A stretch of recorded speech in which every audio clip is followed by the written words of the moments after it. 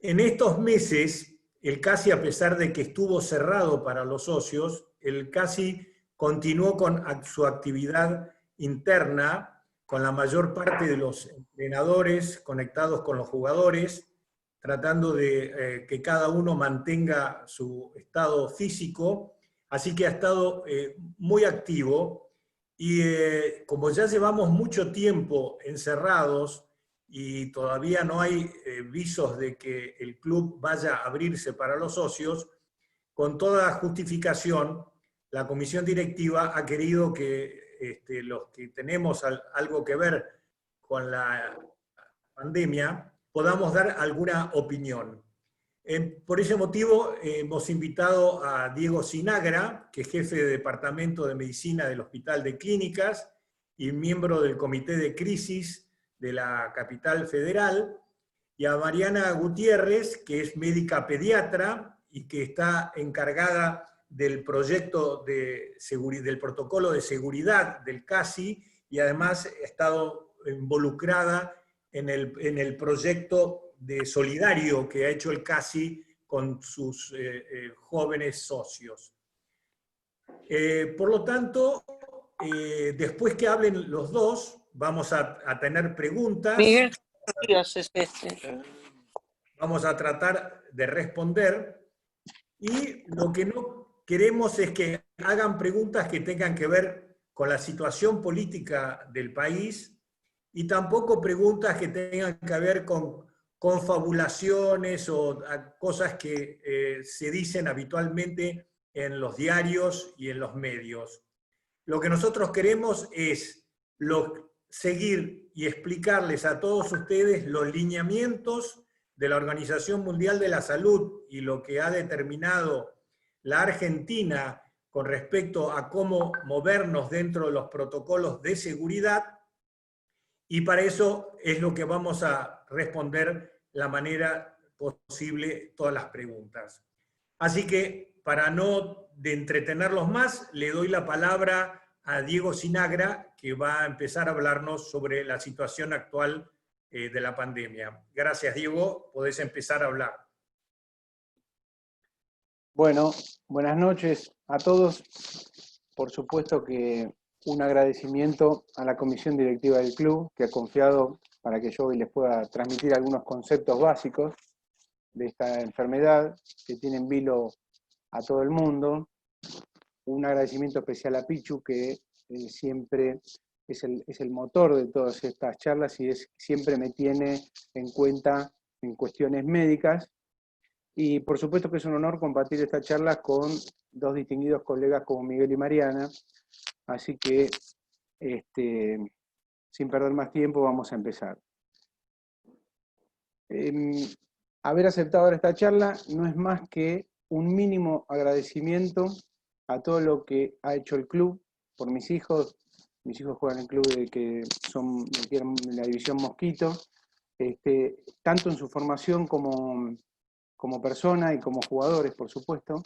Realmente nosotros estamos muy contentos, y mi manera humilde y muy chica de agradecerles es compartir esta charla con todos ustedes. ¿Cuáles son los objetivos de esta charla? En primer lugar, tener una introducción básica de la enfermedad del COVID-19, contarles un poquito cuál es el estado actual de las vacunas, el tratamiento, hablar también un poco de los cambios sociales y psicológicos que esto genera, por supuesto, en la población, y básicamente tratar de no temer a la enfermedad, pero sí respetarla.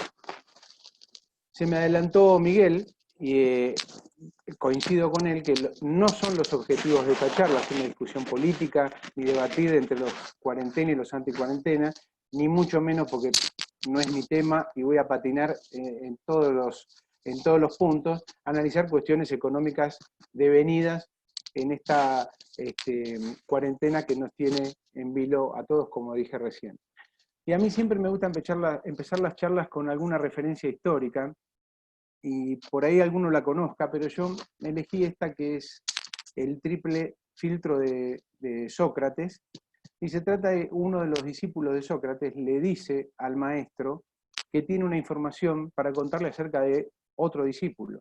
Entonces, Sócrates lo primero que le dijo es si lo que le iba a contar de ese discípulo era verdad, a lo que este le respondió que se acaba de enterar, que no lo sabía. Por lo tanto le dijo, ¿y es bueno lo que me vas a contar de esa persona? El discípulo le dijo todo lo contrario, y finalizó diciendo, ¿y si le iba a ser útil esa información? Y no mucho, le contestó su discípulo. Por lo tanto, si no es cierto, ni bueno, ni útil, ¿para qué me lo vas a contar? ¿Y eso por qué lo digo? Porque en sintonía y en línea con los objetivos de esta charla, hay tanta información que uno escucha en la televisión, en la radio, que lo que nosotros queremos desde la Universidad de Buenos Aires, el Hospital de Clínicas, para los que damos esta charla, es que ustedes incorporen los conceptos que realmente les van a servir. No incorporen información si no es verdad, si no es buena y si no les va a ser útil. Porque como vamos a ver más adelante, puede generarles muchos cambios desde el punto de vista de la ansiedad, depresión, que a la cuarentena es bastante prolongada, como para estar escuchando cosas que a uno no le van a servir, que si el barbijo sí, si el barbijo no, que si tiene que correr a 10 metros, a 2 metros. Ayer escuché una información que habían aislado el virus de las cloacas. Yo digo, ¿a quién verdaderamente en este momento? Por supuesto que es un tema que lo tienen que tratar los infectólogos y los epidemiólogos, pero a la población general es algo que no le va a sumar en absoluto.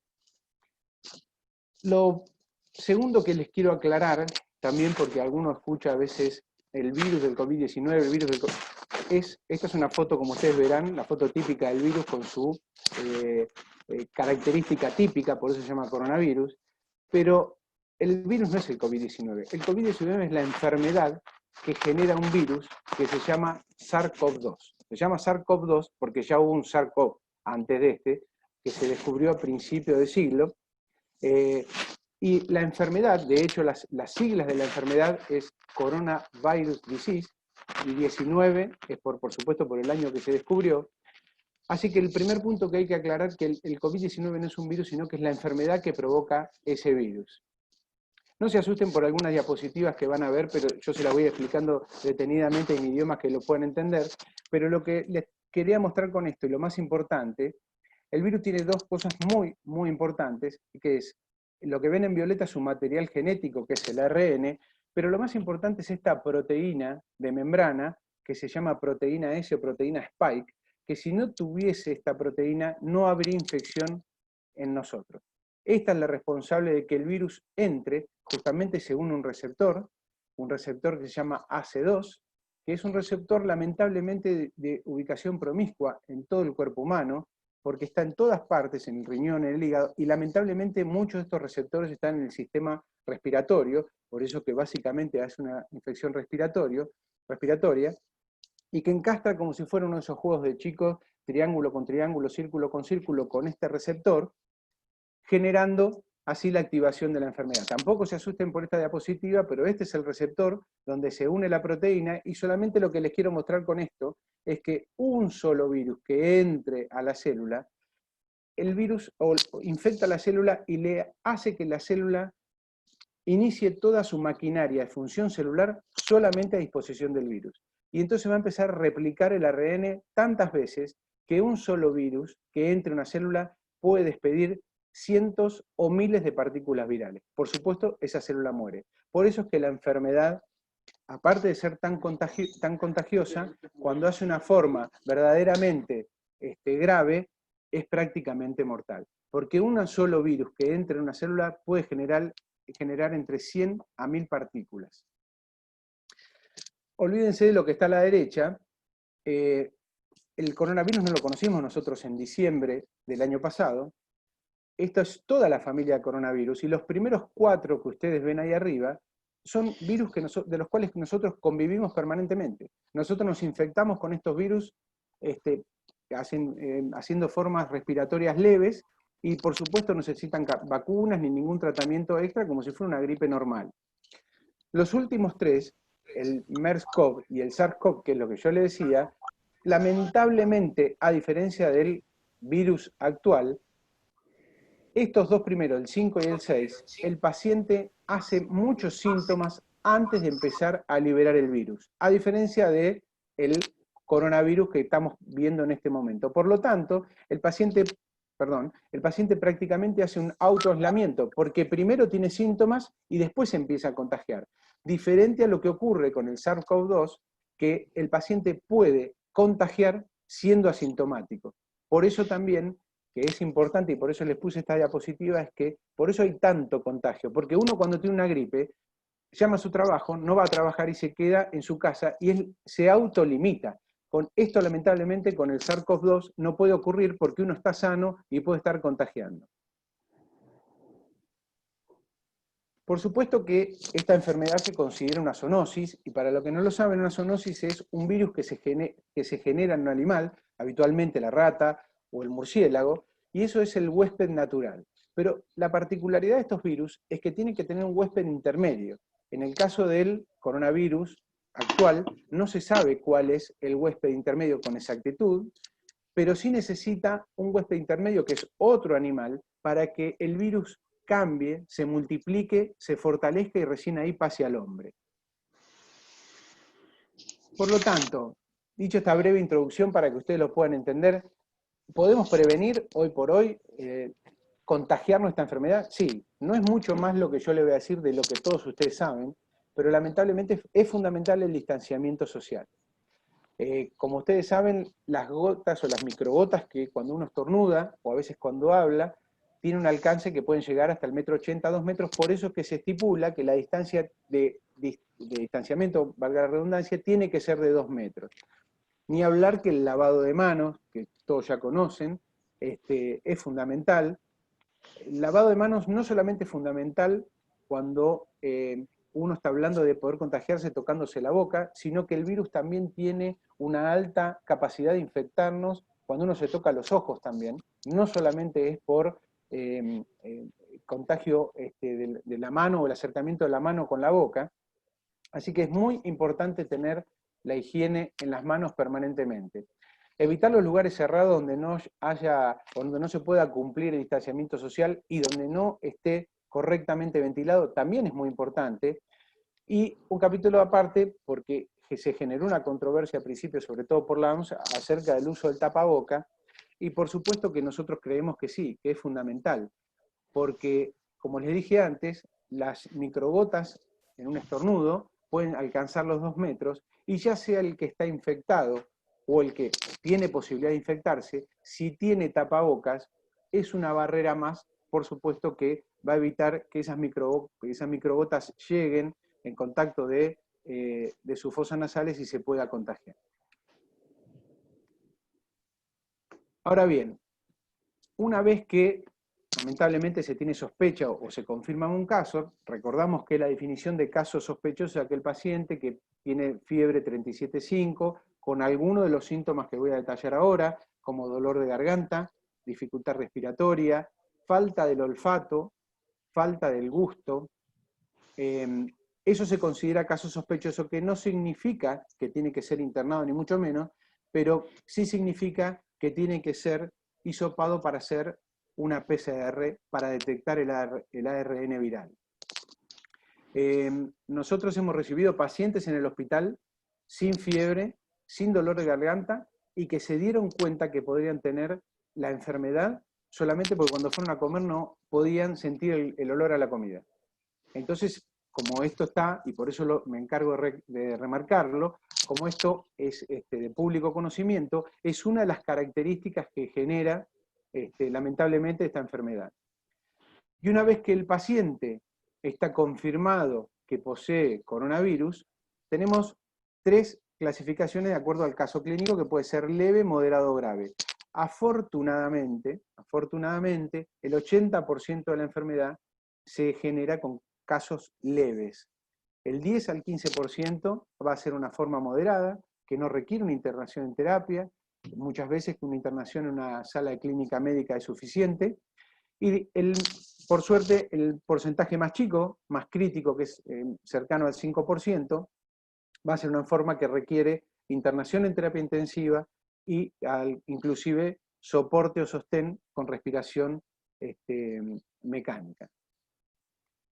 Esto para que vean un poquitito abajo, acá a la izquierda, dice la fecha, es un sistema americano, no de fecha, por lo tanto el mes está primero. Ven que es del 6 de mayo de este año, y ustedes van a ver que había casi 3.700.000 infectados con más o menos 260.000 muertes.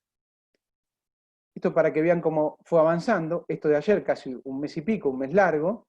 Esto de ayer lamentablemente no me salió la fecha, se me cortó la diapositiva, pero ven que casi los casos son exactamente el doble y las muertes acompañan a ese porcentaje de casos confirmados en casi el doble, con una tasa de letalidad que oscila entre el 5 y 5,5% a nivel mundial.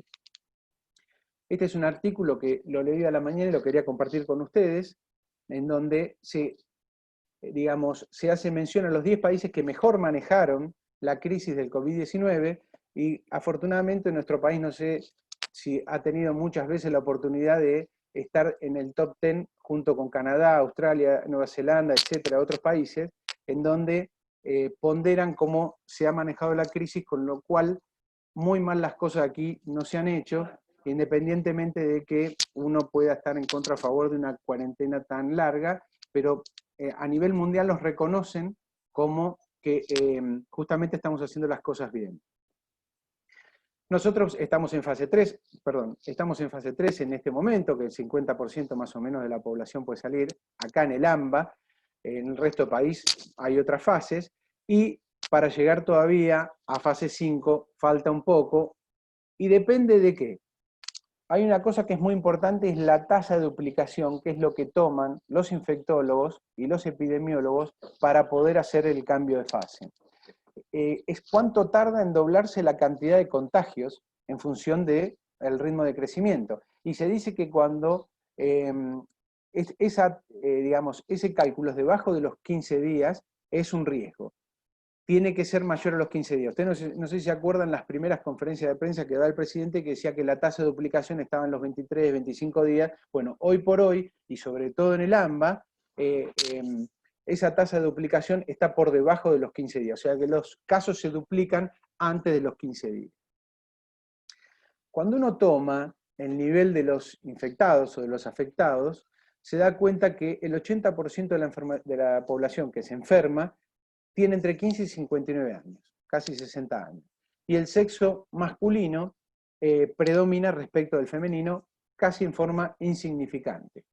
Pero cuando uno hace esa estadística, en el caso de las muertes por COVID, ve que las personas de 60 años, el 80% de las personas de 60 años lamentablemente son las que tienen más posibilidades de morir.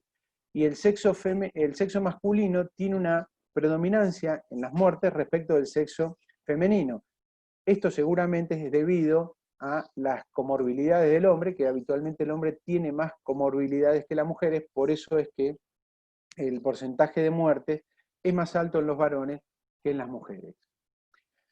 Si uno toma la última estadística, o no la última, pero la última que tengo yo acá, que es bastante actual, del 11 de junio, en San Isidro, vemos que hay 11 muertos, ¿ok? Hay 251 casos positivos y 113 casos que están todavía en estudio. Cuando uno toma las muertes del municipio de San Isidro, ven que son 11 respecto de otros municipios de la provincia, no estamos tan mal, pero tampoco hay que tomar este dato como si fuera de una relevancia absoluta, porque ese dato de las muertes depende también del porcentaje de población que tiene el municipio. No es lo mismo tener 11 muertos en 100.000 habitantes que tener 11 muertos en 50.000 habitantes. ¿Okay? Así que, en definitiva, mirando las cifras a grandes rasgos, San Isidro no está tan mal, las muertes en la provincia estaban hasta el 11 de junio en 114, y un dato interesante, que de los 114 muertos, 111, o sea, el 97%, presentaban factores de riesgo, ya sea por su edad o la existencia de alguna comorbilidad. Y la tasa de letalidad de la provincia de Buenos Aires es del 3%, es decir, está debajo de las tasas de letalidad que vimos al principio en las diapositivas mundiales, que eran del 5 al 5,5%. Y cuando uno ve cuáles son los factores de riesgo que más inciden en las muertes de los pacientes, la edad, sin lugar a dudas, es el más importante. Los mayores de 60 años tienen más posibilidades de hacer alguna forma más grave de la enfermedad y terminar falleciendo por la enfermedad. Cuestiones cardiovasculares como la hipertensión arterial, insuficiencia cardíaca, diabetes, obesidad y EPOC son las enfermedades que siguen y que hacen que la enfermedad tenga un curso más grave. Ahora bien, ¿hay algún tratamiento eficaz hasta la época o hasta el momento que uno pueda decir que pueda detener la enfermedad? Hasta ahora, en sintonía con lo que usted viene escuchando, por supuesto que no. La hidroxicloroquina, en combinación con la citromicina, y antes de contarle un poquito cada uno de ellos, quiero decirles que depende del lugar donde uno vaya a hacer la consulta, si tiene que quedar internado, es el tratamiento que hoy por hoy le van a aplicar, porque cada lugar tiene protocolos diferentes de tratamiento. No en todos los lugares le van a hacer el mismo tratamiento. Les decía que la hidroxicloroquina, tan discutida, ¿no?, por los presidentes de Estados Unidos y de Brasil, que servía, que no servía, que había que tomarla, que la tomaban en forma profiláctica, son todas medicaciones que tienden a disminuir la forma grave de la enfermedad y sobre todo la forma inflamatoria que genera la enfermedad, porque la enfermedad, una vez que entra y empieza a destruir todas las células, empieza a generar una alteración de respuesta inmune en todo el cuerpo, y lo que tratan estas medicaciones justamente es disminuir la respuesta inflamatoria para que el paciente pueda no curarse, pero sí hacer la forma más leve posible. Estos dos son dos antivirales, retrovirales, que el Remdesivir directamente no está disponible en Argentina, así que no se puede usar, pero tampoco están comprobados que realmente puedan servir y que puedan tener un uso a la hora de detener el avance de la enfermedad. Y los corticoides, como ustedes saben, porque se usan hasta en la parte deportiva, son encargados de disminuir la respuesta inflamatoria, así que también es uno de los medicamentos que se da cuando un paciente está internado, pero insisto, esto no cura, no trata de curar a nadie, sino lo que trata es de disminuir la problemática de la enfermedad y tratar de disminuir los síntomas que genera. Lo que sí sabemos hoy por hoy y que está teniendo cada vez más aceptación es el plasma convaleciente. Estos aquellos pacientes que han tenido la enfermedad y que se han curado. Es muy importante que se acerquen a algún centro de donación de plasma. Nosotros, por supuesto, que en el hospital tenemos, pero hay muchos lugares donde se puede donar plasma, y donde separando la sangre del plasma, que es donde están los anticuerpos, eso es lo que uno le inyecta al paciente, el anticuerpo le inyecta al paciente, y lo que hace es moderar sobre todo las formas severas a graves de la enfermedad. Esto se está viendo que tiene realmente una aceptación muy buena. Prácticamente los pacientes que nosotros lo hemos usado han mejorado en 48 a 72 horas. Esto se puede dar una aplicación de una bolsa de plasma, y de acuerdo a la situación del paciente, a las 48 horas se puede utilizar otra, depende del protocolo, hay dos protocolos diferentes, uno es única vez y otro se puede utilizar 2 veces. Y realmente los pacientes que nosotros hemos tratado con esta metodología, en 72 horas han mejorado. Pero insisto, esto no es un tratamiento curativo 100%, sino que lo que se trata con esto es disminuir toda la cadena de inflamación que genera el virus en el paciente. Y estas son las vacunas, no importa por supuesto los nombres, pero yo le quería mostrar, hay más de 90 vacunas en este momento, 90 trials que están tratando de generar alguna vacuna, algunos virus inactivados, otras a virus debilitado, virus con ADN, con RNA, pero todavía no hay ninguna vacuna hasta la fecha que uno pueda decir ya se va a poder empezar a fabricar con total libertad. La más avanzada quizás hoy por hoy sea el grupo de Oxford, que en agosto ya termina los ensayos con sus pacientes, en donde hasta ahora los pacientes que han infectado a propósito con la enfermedad, y los han seleccionado en 2 grupos, les han dado a algunos un placebo, y a otros, por supuesto, la vacuna, han tenido resultados muy, muy buenos y muy prometedores. como toda vacuna, también hay que esperar una etapa de ver la toxicidad que puede generar en el paciente, porque a veces puede ser muy buena para, pongamos en este caso, para el coronavirus, pero puede terminar siendo hepatotóxica o nefrotóxica, entonces lo que mejora por un lado lo termina arruinando por el otro, pero esa vacuna, si los ensayos que van a terminar a fines de agosto terminan como por lo menos lo que hay publicado hasta ahora, es factible que por lo menos en octubre, lo que dicen los que la van a fabricar, en octubre estén listos para poder empezar con esta vacuna.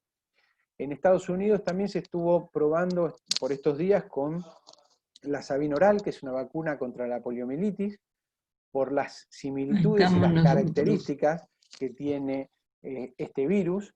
Tampoco está probado y tampoco es que hoy por hoy es la única vacuna que puede ser efectiva contra la enfermedad, pero, insisto, hay más de 90 trabajos a la actualidad tratando de poder encontrar una vacuna lo más rápidamente posible.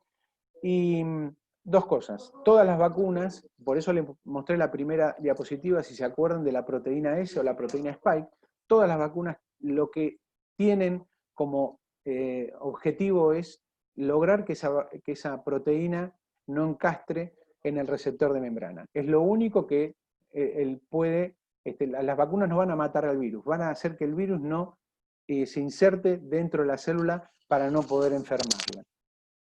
Y un segundo comentario también, acostumbrémonos a convivir el resto de nuestras vidas con este virus. Nuestros hijos, nuestros nietos van a tener que convivir con este virus, de la misma manera que se convive con el virus de la gripe, con el virus del sarampión. O sea, este virus cuando salga la vacuna, por ahí formará parte del calendario de acá al año que viene o al próximo, el calendario obligatorio. Como uno se vacuna contra la gripe, tal vez nos tengamos que vacunar contra el coronavirus, hasta que, si es que en algún momento el virus pierde fuerza o deja de tener efectividad a la hora de infectarnos. Pero este es un virus que vino para quedarse y que lo vamos a tener que acostumbrarnos a convivir toda nuestra vida. Y vimos un poquito de la forma clínica, hablamos un poquito de la infección, y yo les quería comentar un dato que es no menor en esta pandemia, y que es muy, muy complicado, y que es el aspecto emocional, y que nosotros en el hospital nuestro lo evaluamos muchísimo, y que lo primero que genera la cuarentena, la pandemia, el virus, y todo junto asociado, es estrés. Y cuando uno hace una encuesta en el hospital, le pregunta a los pacientes qué es lo que más miedo le genera esto y por qué están estresados, la mayoría responde, y se los voy a poner en orden, el temor, por supuesto, a contagiarse. Eso es lo que más a los pacientes les genera estrés. Lo segundo es el temor a contagiar a su familia. El contagio a colegas. Hay gente que nosotros recibimos paciente, y ustedes por ahí tendrán algún amigo, que no va a trabajar porque tiene miedo, trabaja de su casa porque tiene miedo de, si tener la enfermedad, poder contagiarlo y el día de mañana ser señalado con un dedo como fue el que trajo la enfermedad a un lugar de trabajo. La ansiedad de la familia, los afectos, esto también genera estrés, porque uno entra a su casa y ve que sus hijos están amargados, su esposa está amargada, sus padres, su madre, etc. Entonces eso también son todos factores que contribuyen a tener estrés. La angustia y la culpa del familiar, sobre todo enfermo. Recuerden que esta particularmente y lamentablemente es una enfermedad que cuando un paciente está internado, el paciente lamentablemente está solo, no puede estar con un grupo familiar, ni se lo puede ir a visitar como si tuviera, supongamos, una enfermedad cardíaca. Entonces eso también genera una situación de estrés. La baja disponibilidad de equipos de protección que puede haber en algún lugar, inseguridad por la escasa capacitación, que también algunos manifiestan en lugares de trabajo, y el exceso de la conciencia de procedimientos. Esto, aunque parezca mentira, también genera estrés, ¿no? Es decir, que uno baja del auto, se pone alcohol en gel, se pone el tapabocas, se pone la máscara, entra al supermercado. Todo ese exceso de conciencia que hace en las tareas cotidianas de todos los días también genera estrés. Y lo que provoca, básicamente, las manifestaciones patológicas del estrés, en primer lugar, es la ansiedad, ¿no? Genera un exceso de preocupación, la alerta permanente, como decía recién, que uno se tiene que cuidar, que si me lavé las manos, que si no me la lavé, que si me tosió al lado, que si el tapaboca no me estaba tapando la nariz, y eso genera un agotamiento y una pérdida de eficacia en los trabajos y en el día a día de cada persona, y eso nos manifiestan todas las personas que nosotros tratamos. Lo segundo que va a generar el estrés es la depresión, no en todos los pacientes, pero una pérdida de capacidad de sentir placer, por ahí participar de una cena mínima pero familiar ya no es lo mismo, se generan discusiones, o sea, se va perdiendo, hay una anestesia emocional, entonces uno va perdiendo toda esa intención que tenía o ese, digamos, de hacer de una cena o de una charla con sus hijos, con su familia, uno va perdiendo todo ese interés y eso le genera, por supuesto, una depresión. Lo otro que estamos viendo es la reaparición de patologías y conductas previas como adicciones y manifestaciones clínicas por estas adicciones. Nosotros medio en broma, con mis amigos médicos decimos que vamos a terminar todos obesos y con cirrosis por el hígado, porque uno no está acostumbrado a tomar, pero ahora yo no sé qué me pasa, pero hoy el sábado a la noche con mi esposa por una botellita de vino me abro, cuando antes ni lo hacía. Entonces, son todas cuestiones, y por supuesto que el que tenía una adicción se le agranda muchísimo más, ¿no es cierto? Entonces, todas estas cuestiones son debidas al estrés y a veces puede generarse un estrés postraumático que puede cronificarse, ¿no? Hay gente que no quiere salir de la casa, nos pasa en el hospital sobre todo, que por ahí viene alguna madre con fiebre, como dijimos antes, con un caso sospechoso de COVID, y cuando le decimos, bueno, pero tiene que venir con su familia para hacer el hisopado y demás, no quiere venir porque dice que algún familiar X no quiere salir de la casa, del miedo que tienen. ¿Okay? Y rápidamente, los últimos dos temas que voy a querer tocar con ustedes son cómo es la situación hospitalaria o del sanatorial, en realidad es lo mismo, pero cómo debería ser, ¿no?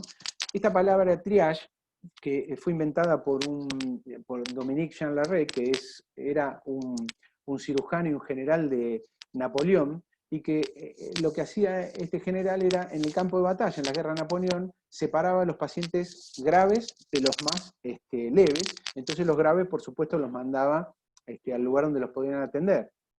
Y hoy la palabra triage nosotros la usamos con ese sentido justamente, ¿no? El triage no solamente es por una pandemia, por el COVID, sino que ante un accidente, por ejemplo, supongamos el lamentable accidente de Once, se hizo un triage en la estación de Once para poder separar los pacientes más graves de los pacientes más leves. O sea, esta palabra se usa permanentemente para una catástrofe, una tragedia, ¿no? Entonces se evalúa la prioridad de atención de los pacientes privilegiando el grado de supervivencia que puede tener y las necesidades terapéuticas y los recursos disponibles. Las características del triage es identificar a los pacientes más graves, en este caso, identificar al paciente que tiene COVID, aislarlo e informarlo a las autoridades nacionales para que justamente se generen todas las estadísticas que ustedes ya saben. Este es el hospital de clínica, nosotros tenemos dos entradas, una que es por Córdoba y otra que es por Paraguay, y el flujo del triage, el hospital está dividido por la mitad, ven ustedes que hay una línea verde y una línea roja, ya sea por la entrada de Paraguay o por la entrada de Córdoba, porque el objetivo de esto es que los pacientes en ningún momento se crucen, que no haya flujo de pacientes COVID dentro, mezclados con los pacientes verdes. Entonces ustedes ven como hay dos sectores cuando uno entra directamente al hospital y los pacientes van a ser divididos de acuerdo a las características, si no tienen COVID y tienen que ser tratados por otras patologías, o si tienen sospecha o tienen por supuesto el COVID, van directamente a la guardia, siempre con el distanciamiento social que recomienda el ministerio. Pero estos colores, que no son antojadizos, están hasta manifestados en el piso. Nosotros los pusimos en el piso porque, insisto, es una enfermedad muy, muy contagiosa y el hospital está dividido a la mitad, y yo pongo el caso del hospital porque es donde trabajo, pero en muchos centros de salud ocurre lo mismo, están divididos a la mitad y están separados de esta misma manera y con estos colores para que el flujo de pacientes quede bien delimitado, no solamente para no contagiar a otros pacientes, sino para no contagiar al personal de salud, lo cual también es muy importante. El sector verde, también con sus marcas en el piso, está la atención en el consultorio, y ustedes ven cómo los pacientes mantienen su distanciamiento social, esta es la zona no COVID. ¿Okay? ¿Y por qué se hace el triage? Rápidamente, para identificar, aislar lo que le dije antes, para no dejar de atender patologías crónicas que no son COVID. Esto es muy importante, porque se está viendo en todo el mundo que hay una cantidad de muertes no menor por patologías no COVID, por pacientes que no van a consultar por el miedo de justamente entrar a un hospital, hacer la consulta y el temor a poder contagiarse. Entonces, con un triage correcto y con un sistema de salud que pueda diferenciar los pacientes que tienen COVID y de los que no tienen, el paciente, por supuesto, está mucho más seguro que si estuviera todo mezclado. Yo, por ejemplo, que habitualmente hago cirugías en el Instituto del Diagnóstico, hay pisos que son de internación para COVID y hay pisos que son de internación, entre comillas, para pacientes normales no COVID, ¿ok? Permite el cuidado del personal de salud, como les dije anteriormente, que eso no es un dato menor, porque si el personal de salud, acuérdense lo que pasó en el Güemes, si se infectan 30 personas de un mismo sanatorio, es muy difícil reemplazarlo. Prácticamente va a tener que cerrar el sanatorio 14 días hasta que el personal de salud se pueda curar. Implementa circuito de atención especializada. Todo esto son las características del triage y, por supuesto, disminuye el contagio también entre los pacientes.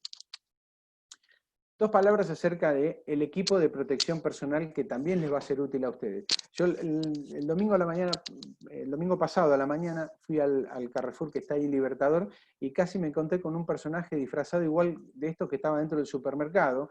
Y como les dije al principio, la idea no es que uno le tenga miedo a la enfermedad, sí respeto, y muchas de las cosas que yo veo que a veces la gente usa para la vida normal son excesos. Hoy el equipo de protección personal que tenemos, por supuesto, son los guantes, camisolines, pero repito, hay algunos que los he visto en algún supermercado con algún camisolín y guantes ni hablar, ¿no es cierto? Las cofias, los barbijos y tanto las máscaras, perdón, las máscaras como las antiparras, perdónenme. Entonces, lo que yo creo que, por supuesto, uno tiene que tener sí o sí el alcohol en gel. Así, los que tienen posibilidad de tener máscaras, porque tienen la costumbre de tocarse los ojos y porque tienen comorbilidades especiales o son mayores de 60 años, cuando van a un ambiente cerrado, yo creo que la tienen que usar. El barbijo ni hablar, por supuesto, que es indispensable, aparte de que es ley hoy por hoy que no se puede estar sin barbijo, pero yo estoy hablando desde el punto de vista de la protección personal de uno. Y los guantes, que lo único que uno podría agregar, insisto, hay gente que tiene la costumbre permanentemente de estar tocándose la cara, entonces, si uno tiene esas costumbres y encima pertenece a una población de riesgo, yo creo que es muy importante que pueda utilizar los guantes. Si no, con el alcohol en gel, el barbijo, y si tienen alguna máscara, es absolutamente suficiente como para poder ir a un lugar como un supermercado, ni hablar que la máscara, y se los aviso por las dudas, porque también veo gente caminando por la calle con barbijo y la máscara protectora. Las dos cosas no es necesario, es exagerado. La máscara se usa para cuando uno tiene que tener un contacto en algún lugar cerrado con alguien, en una cajera, en un supermercado o en una góndola cuando está comprando al lado de alguno. Así que, repasando, si uno tiene alguna comorbilidad que lo justifique, barbijo y máscara, por supuesto el alcohol en gel, y si el guante lo deja más tranquilo, también lo puede usar. Pero para la población general, usar camisolines, botas o cofias, por supuesto que no es necesario. Y ahora sí, ya para terminar, a veces los pacientes a uno le regalan, por supuesto, cosas materiales. Esta es una foto que me regaló un paciente que yo operé en el hospital de clínicas. Este es el hospital de clínicas, y esta es la Universidad de Buenos Aires, está la Plaza Jusey. Y el paciente, cuando empezó la cuarentena, me regaló esta foto diciéndome, doctor, qué lejano está el horizonte. Yo sabía que esto iba a llevar mucho tiempo, no me imaginé que tanto, pero la verdad que tenía razón, ¿no? A veces los pacientes son sabios, y si bien hemos recorrido mucho camino, nos falta todavía un poco por recorrer, así que la quería compartir con ustedes porque es una foto que siempre voy a guardar conmigo, justamente por las características de esta pandemia. Muchísimas gracias. Bueno, muchas gracias, Diego, por esta puesta al día y excelente revisión de la enfermedad.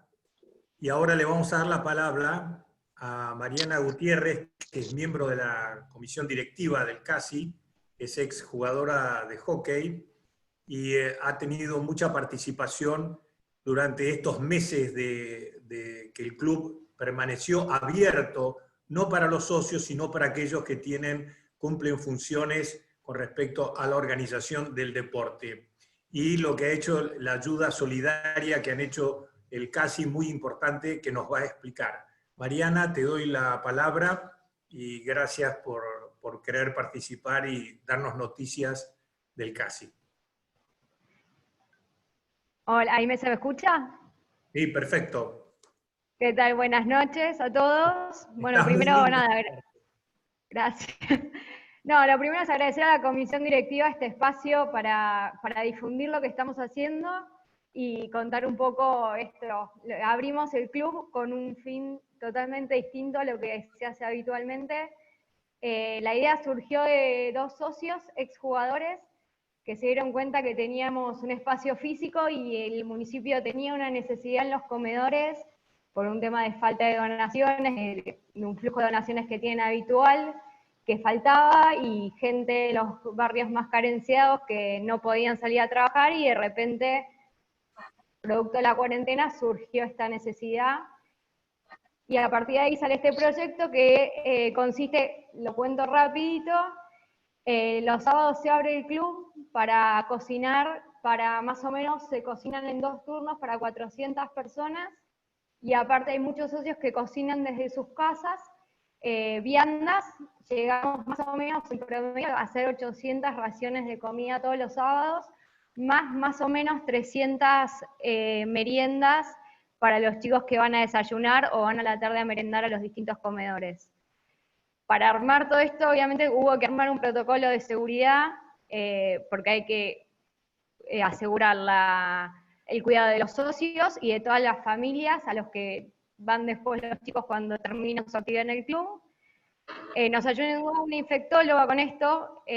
Básicamente, lo primero que se hizo fue concientizar a todos los jugadores que cualquiera que tuviese cualquier factor de riesgo no podía participar de manera activa los sábados, y concientizarlos sobre todo que si vivían con alguien con factores de riesgo, que tampoco vinieran, que capaz que con la necesidad de verse con los amigos, de volver al club, de salir un sábado, querían participar y tenían mucho entusiasmo, y se puso mucho hincapié antes de largar el proyecto de que esas personas se quedaran en casa y participaran desde otro lugar. Se les dio la opción de viandas, con donaciones y demás. Después de eso hubo que poner en marcha el protocolo de cómo íbamos a hacer los sábados, porque había que llevar cierta cantidad de gente al club, había que ver el tema del espacio, entonces en base a eso se armaron distintos grupos de trabajo. Básicamente hay un grupo de cocina dividido en 2 turnos, que con el espacio que teníamos en la cocina y abriendo, gracias a la gente del club que nos abrió el Cuyen y nos abrió el bar para disponer de más lugar, podemos dividirlos en 2 grupos, un grupo que cocina en las hornallas adentro y se corta todo lo que es verdura y todo lo que sea cortes de preparaciones previas, se hace en otro lugar aparte, cada uno con su mesa, con su tacho de basura, de manera tal de, como decía Diego, que es súper importante, de mantener todo lo que se puede el distanciamiento social de por lo menos 2 metros.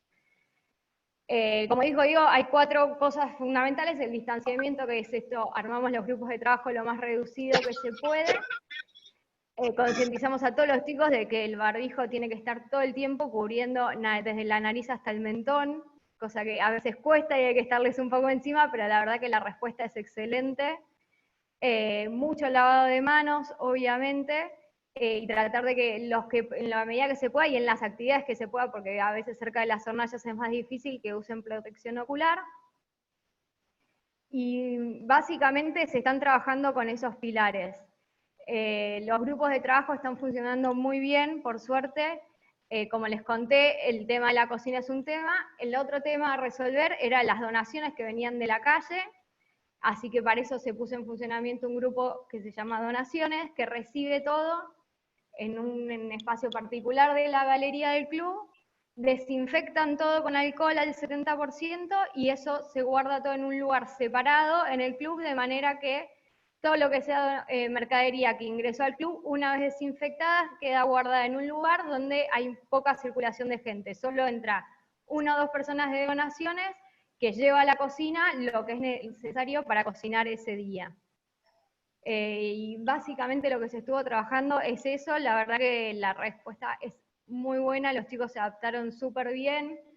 No es fácil el tema, sobre todo el distanciamiento social, todos nos extrañamos, todos extrañamos estar un sábado en el club, pero nada, encontramos esta manera de darle un sentido distinto, de adaptarnos a una manera de relacionarnos distinta, pero que la verdad que se vive una energía y un sentido tan lindo que estuvo bueno. La verdad que está muy lindo el proyecto y agradezco a todos los socios y a todos los chicos que se están sumando todos los sábados. Ya vamos, este fue el 5º sábado y la verdad es un lujo cómo se está trabajando. Bueno, muchas gracias, Mariana. Yo voy a decir muy breve, antes de darle la palabra al presidente del club. Perdón, Miguel, ¿puedo agregar una cosita? Mariana. A lo que dijo Diego, yo soy pediatra. Y como todos saben, la tasa de infección en los chicos es baja y en general hacen infecciones leves. Más que nada lo que hablaba un poco de Diego del estrés, los chicos lo están viviendo mucho estos días, y sobre todo para los padres que hayan del otro lado, que nada, los colegios están con mucha exigencia, los padres están con miedo, bueno, con todo lo que Diego ya contó, y eso para los chicos no es gratis. Entonces, nada, la verdad que estamos viendo chicos que capaz tienen algún retroceso, que ya habían tenido control de esfínteres y vuelven para atrás, o que están más caprichosos, o que están más mameros. Es todo dentro del cuadro de estrés que están viviendo, hay que darles lugar a eso, hay que tratar de ser lo más flexibles posible con el colegio para no saturarlos y estarles muy atentos desde ese lugar, porque la verdad que los cuadros de estrés que están viviendo en este momento son tan grandes como los adultos, lo que pasa es que a veces las manifestaciones son distintas. Entonces, nada, un mensaje para todos los papás a estar muy atentos a los chicos, y que es normal de que capaz que hayan cambiado sus conductas, es producto de cómo nos afecta a los adultos, les afecta a los chicos también. Entonces, nada, darles lugar a esos momentos también. Bueno, gracias, Mariana. Antes de darle la palabra a Pablo Devoto, quería comentar primero que el CASI es un club nacido en el pueblo de San Isidro. Y esto es una manera de dar respuesta a lo que los ciudadanos de San Isidro necesitan. Desde hace mucho tiempo que el CASI está detrás de la búsqueda de excelencia en todas sus divisiones y en todas sus actividades. Y creo que esto refleja un poco lo que la actual comisión directiva está tratando de realizar. Yo también me siento muy honrado por haber participado. Mi abuelo fue intendente de San Isidro, así que tengo una responsabilidad más grande con respecto al club. Segundo punto, en estos meses de aislamiento es impresionante la cantidad de imágenes que nos mandaron los socios para ver la historia del CASI. La hemos visto y nos hemos emocionado, y realmente cuando a uno le falta algo que ha tenido y que no sabe valorar, hemos aprendido a valorar lo que el CASI ha dado en todos sus aspectos deportivos. Jugadores que han jugado y han formado parte de los equipos internacionales, y es un honor poder pertenecer al CASI.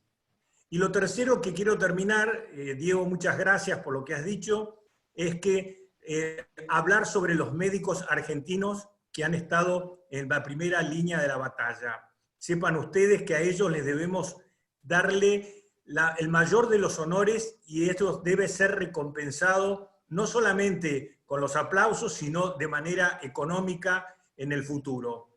El segundo punto, que sepan ustedes que a pesar de que no hay tratamiento, los médicos argentinos, que como ustedes saben son muy capaces, han aprendido a manejar la enfermedad con las herramientas que existen. No hay medicamentos efectivos, pero sabemos manejar la insuficiencia respiratoria, sabemos manejar los respiratorios, los aparatos de asistencia respiratoria mecánica, y eso es muy importante. Confíen en los médicos argentinos por la calidad que tienen. y lo que ha dicho Diego nos muestra la capacidad.